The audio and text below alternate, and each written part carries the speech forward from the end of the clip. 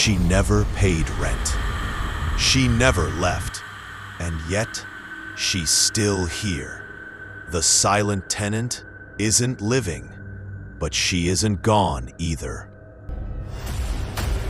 Welcome to Mask Revenge, where justice serves cold.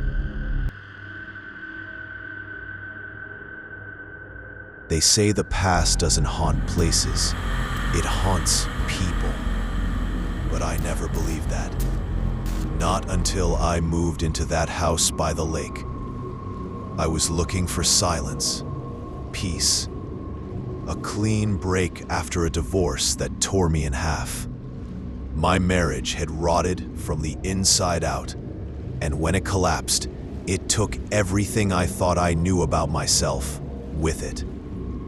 So when I saw the rental listing, an old two-story house sitting by still waters, surrounded by pines and silence, I thought I had found my escape, my sanctuary. I should have known better, because silence isn't always peace. Sometimes, silence is what evil sounds like before it speaks. The first night was uneventful. Boxes stacked in corners, my mattress on the floor, and the sound of rain tapping against the roof. I remember staring at the ceiling, whispering to myself, "This is it. This is where I start over." But then, somewhere past midnight, I heard it. A faint creak, a door hinge groaning open. I sat up, heart pounding, scanning the hallway. I had locked every door, checked every window twice, but there it was again. A slow, dragging sound, almost like footsteps across warped wooden floors. I told myself it was the house settling. Old beams, pipes, my tired mind playing tricks. But when I lay back down, I caught something in the mirror across the room. For a split second, I swore I wasn't alone. The next morning, I brushed it off. Stress, loneliness, divorce does things to a man's head. I unpacked, made coffee, opened the curtains to let the sunlight bleed in. The lake shimmered outside, perfectly still, almost too still, like glass stretched over something it was trying to hide. I told myself I liked that. Stillness, predictability. But deep down, it unsettled me. Over the next few days, the house showed its age. Doors creaked, windows rattled at night. The floorboards moaned like they resented my weight. But then, things became harder to explain. I'd fill a glass of water, set it on the counter, turn away for a second, only to hear it slide across the surface. The bathroom mirror fogged up with condensation, even when no one had showered. And the bathtub? Sometimes, I'd walk in and find it half full, as though someone had drawn a bath and forgotten to drain it. I'd stare at the water, rippling slightly, as if something just beneath the surface had disturbed it. By the end of that week, I stopped dismissing it as coincidence, because the whispers began, soft, almost too faint to notice at first, like wind through the trees, carrying fragments of words I couldn't quite catch. But at night, in the dark, when the house held its breath, the whispers grew louder. They came from the walls, from the floorboards, from the bathroom, and always, always near the water. I told myself I needed sleep, maybe even medication. My ex-wife would have called it paranoia. My therapist would have said post-trauma stress.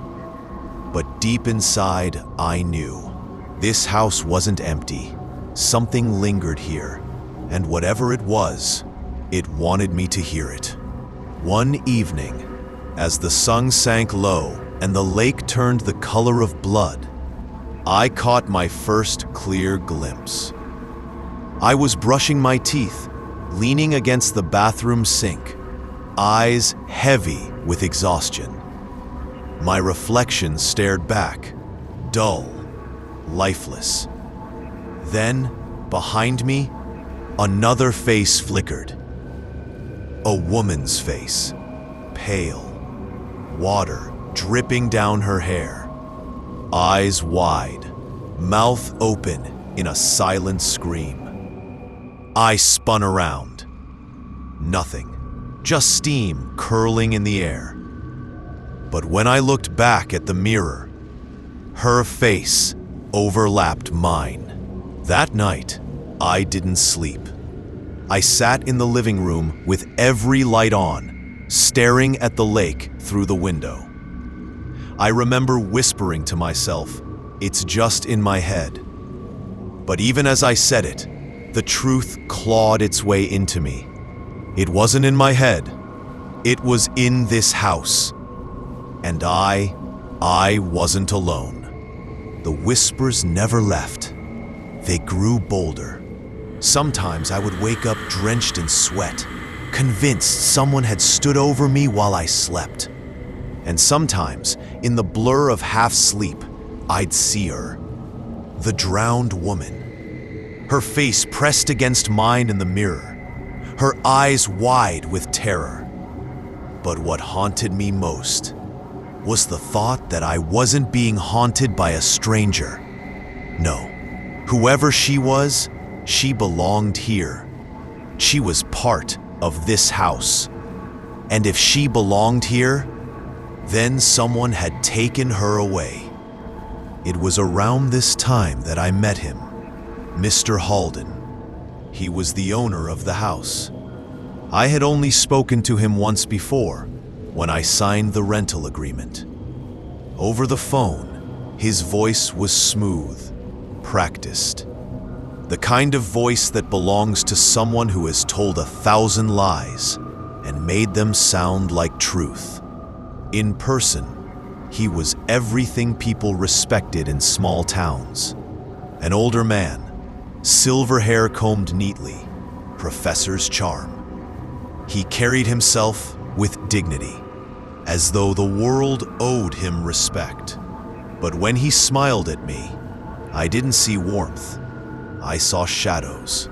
"Settling in all right?" he asked one afternoon, standing on my porch with his hands folded neatly behind his back. I forced a smile. "Yeah, place has character." "Ah yes," he chuckled, though his eyes didn't laugh. "This house has been in my family for decades. My wife and I used to live here before she left." I raised a brow. "Left?" "Yes, abroad. She wanted a change of pace. You know how women are." His lips curled slightly when he said it, as if abroad was a word that tasted sour. I wanted to believe him. I really did. But something didn't sit right. Because everywhere I looked, I found her. A hairbrush on the bathroom counter, a bottle of perfume half used, clothes tucked deep into the back of the closet. If she had really gone abroad, why had she left everything behind? That night, the whispers returned. Only this time, I could almost make out words. "Help. Find me." I sat up in bed, heart pounding, staring at the doorway. And that's when I saw it. Shadows pooling unnaturally in the hallway, forming the outline of a woman. Her head tilted, her arms limp at her sides. I blinked once, and she was gone, but the whispers stayed. The next morning, I asked a neighbor about Mr. Halden. She was an older woman, living 2 houses down, always watering her garden. "Oh, Halden," she said, her voice dropping. "Used to be a big man at the university. Brilliant mind, respected. But," she lowered her voice, eyes darting toward the lake. "His wife? No one's seen her in over a year." My stomach tightened. "What happened to her?" I asked. The woman hesitated, lips pressing together. "They say she left him, packed up and disappeared. But I don't believe it. Not for a second." "Why not?" She looked straight at me then, her eyes sharp. "Because sometimes, late at night, I hear her screaming." I didn't sleep that night. Instead, I sat in the bathroom with the lights off, staring into the mirror. The silence pressed in, heavy as stone. My reflection stared back, hollow-eyed, exhausted. And then, behind me a ripple, like water running down glass. Her face appeared again. Wet hair, plastered across pale skin, mouth frozen in a scream. But this time her lips moved, and I heard it, clear as day. "He killed me." The next day, Halden visited again. "You look pale," he said, tilting his head as if studying me. "Not sleeping well?" I forced a smile. "Just adjusting. New place. Strange noises." "Ah." His eyes gleamed just for a moment.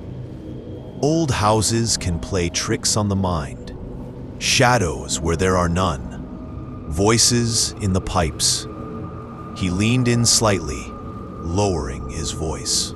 "Don't let your imagination get the best of you." Something about the way he said it. It wasn't advice. It was a warning. After he left, I searched the house, every drawer, every closet, every corner, and that's when I found it. A necklace, tucked in the back of a drawer in the bedroom. Silver chain. A small locket, still carrying the faint scent of perfume. Inside, a photo of a woman. Her, the woman in the mirror. I held it in my hands, trembling. And for a moment, the room shifted. The walls bent. The air grew thick. And I wasn't standing there anymore. I was drowning. Water filled my lungs as I gasped, clutching at the locket, my reflection warping into hers.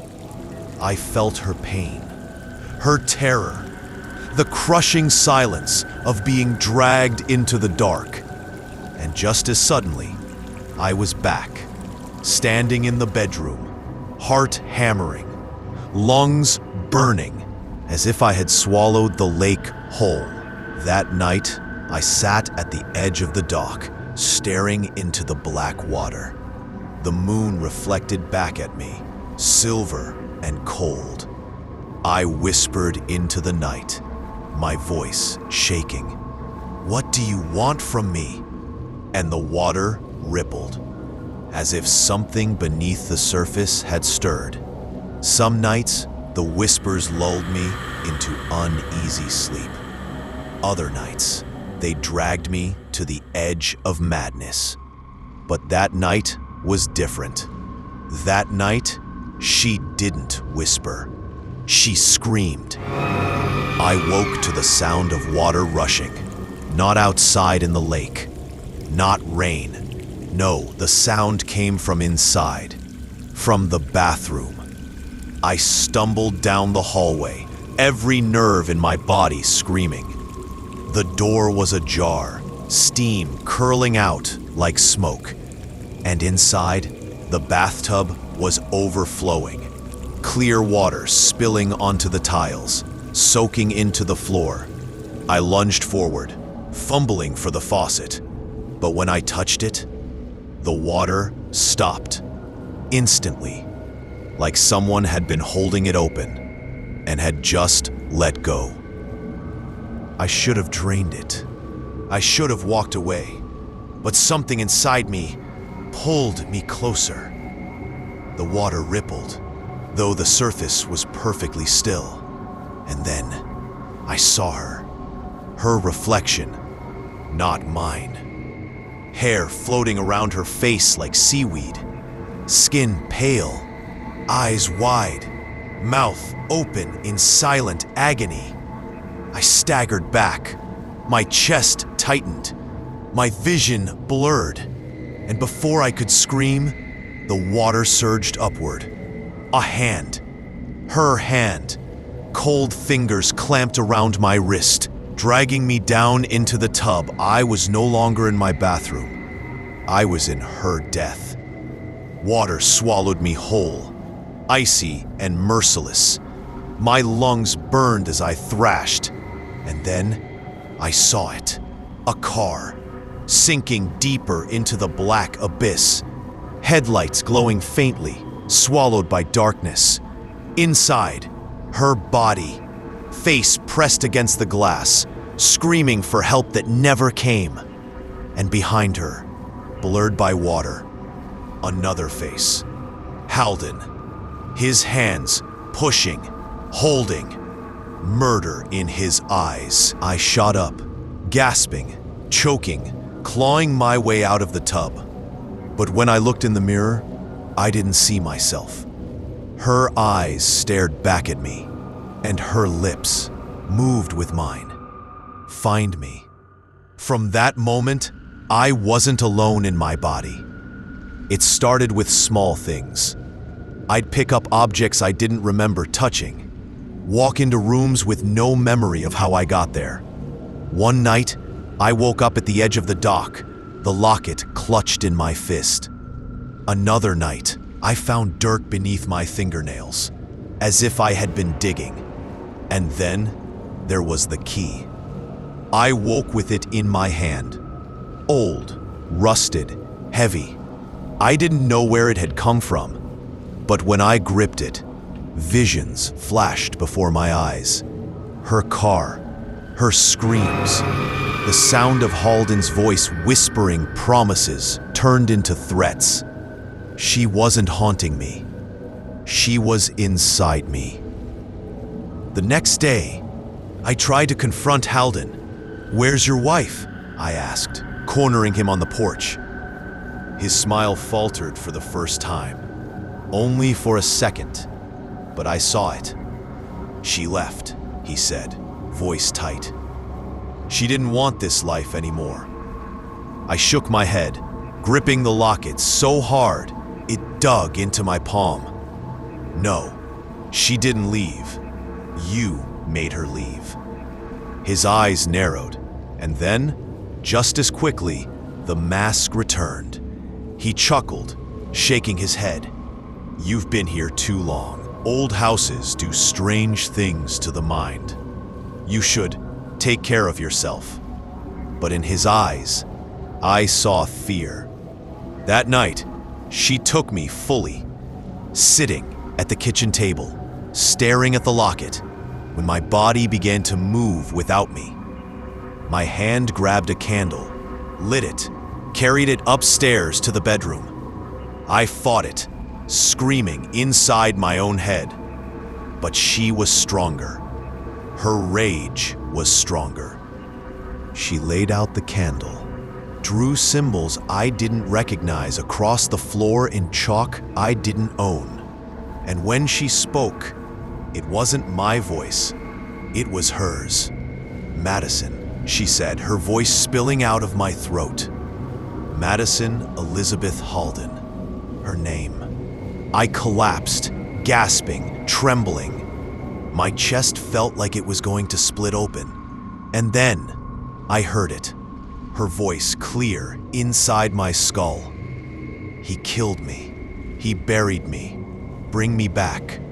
I searched the house again, desperate for answers, and in the crawl space beneath the stairs, I found it.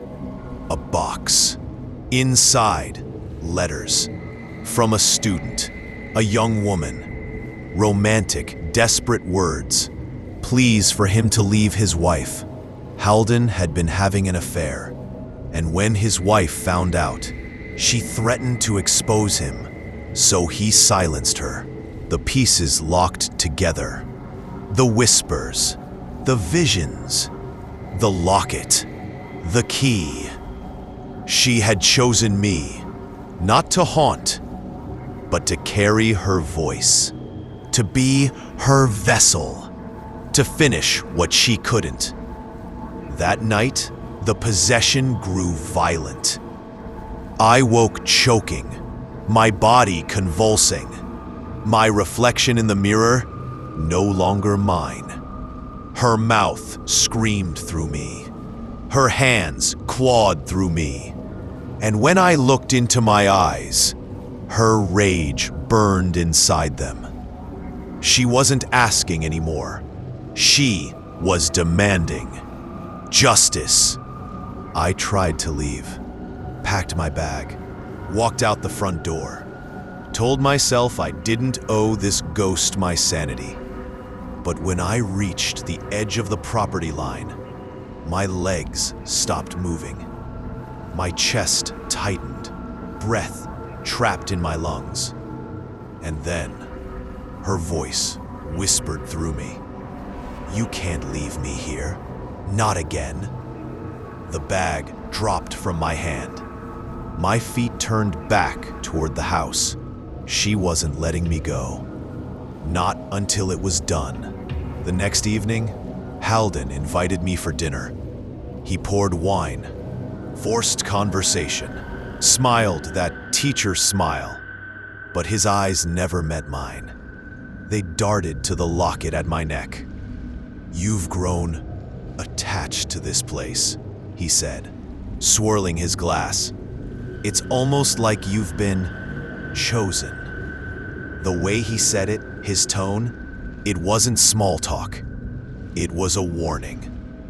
"I know what you did," I said flatly. His hand froze on the glass. For a second, the mask slipped. His jaw tightened.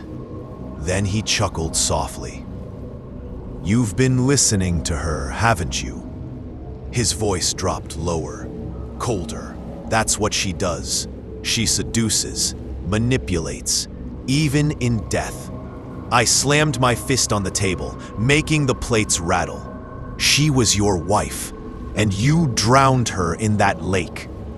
His smile stretched, thin and unnatural. "She drowned herself. I just let her go." My vision blurred. My body stiffened. And then she surged through me. The candle flames flickered, though no wind blew. The room grew colder, shadows stretching against the walls.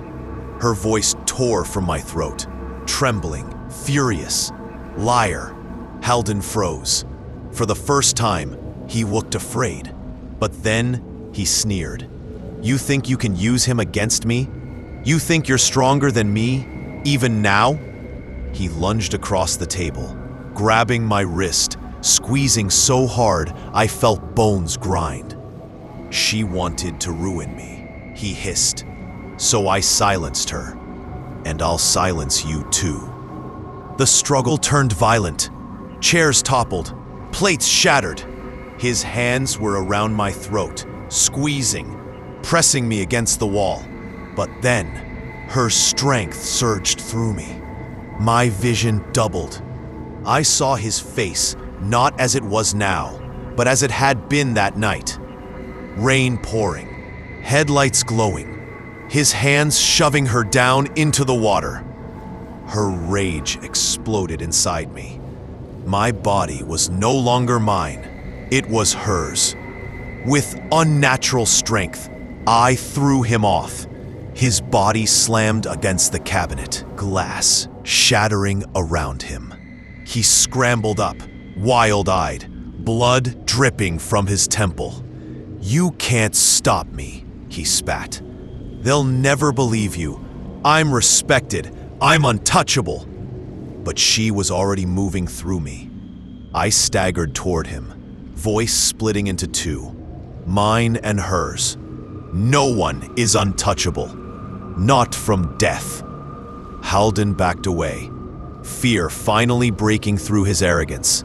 He tripped over the rug, landing hard on his back. And that's when she showed me the key, not in my hand, but in my mind. The hidden place, the crawl space beneath the dock. I grabbed Halden by the collar, dragging him through the night air toward the lake. He thrashed, clawed, cursed, but her grip was iron. We reached the dock. The moon glistened across the black water, and there, beneath the planks, was the hollow space.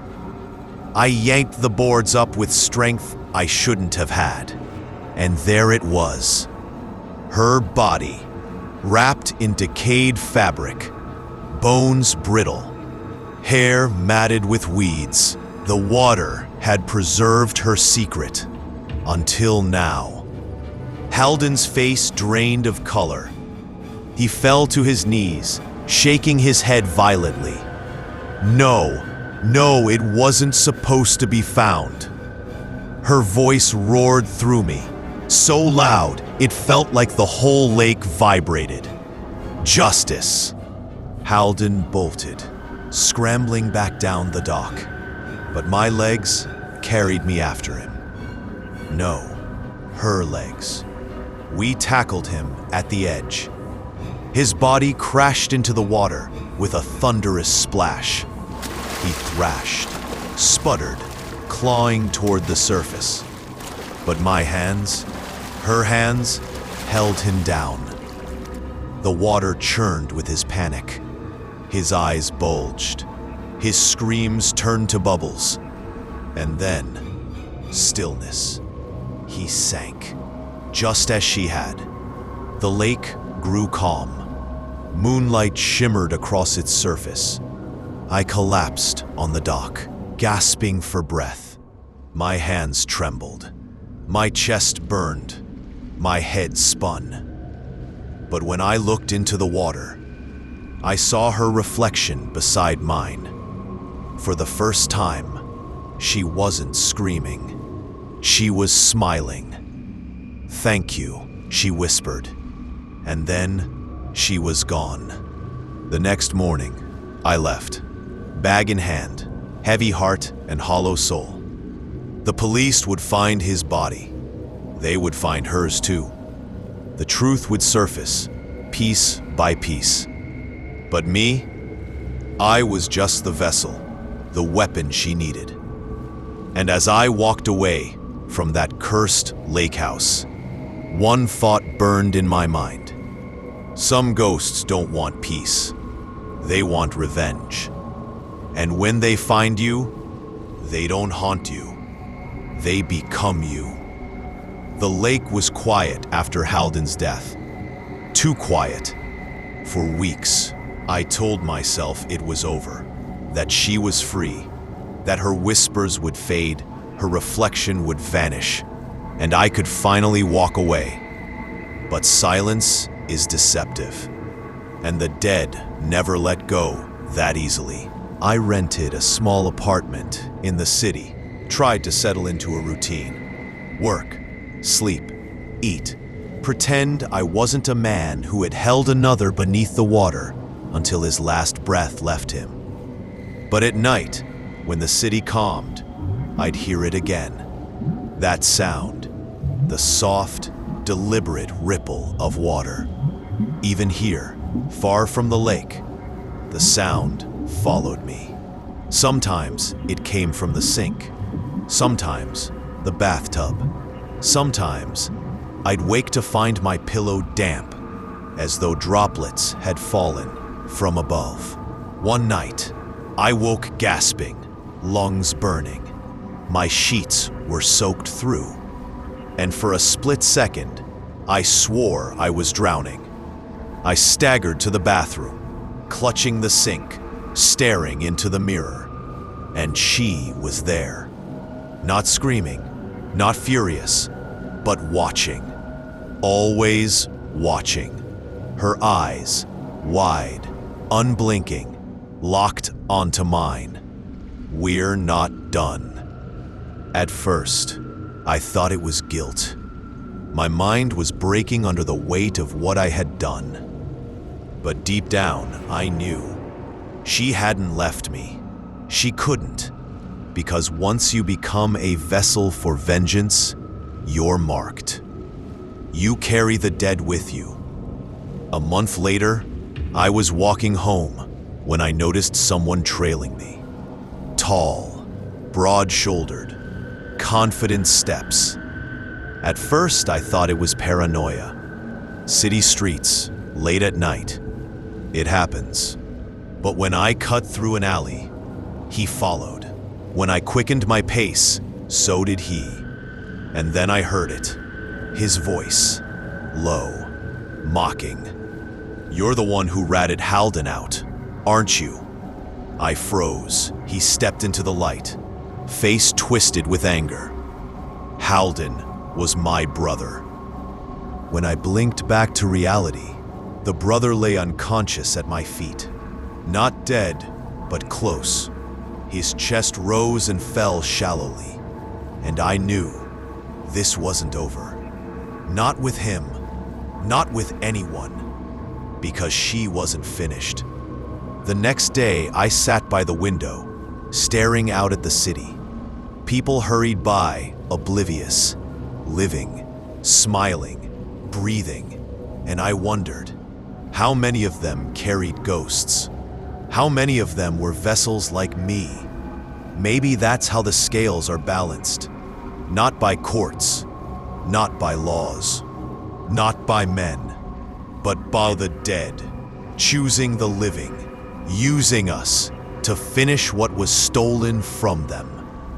The news later reported Halden's body found near the lake, an unfortunate drowning. His wife's remains too, an unsolved mystery.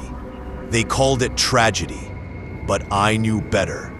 It was judgment, long delayed, finally delivered. And me?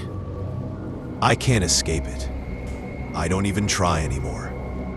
When I walk by fountains, I hear her. When it rains, I feel her. When I close my eyes, I see her, always by water, always whispering. I used to think I was cursed, that she had ruined my chance at freedom. But now, I wonder, maybe she saved me.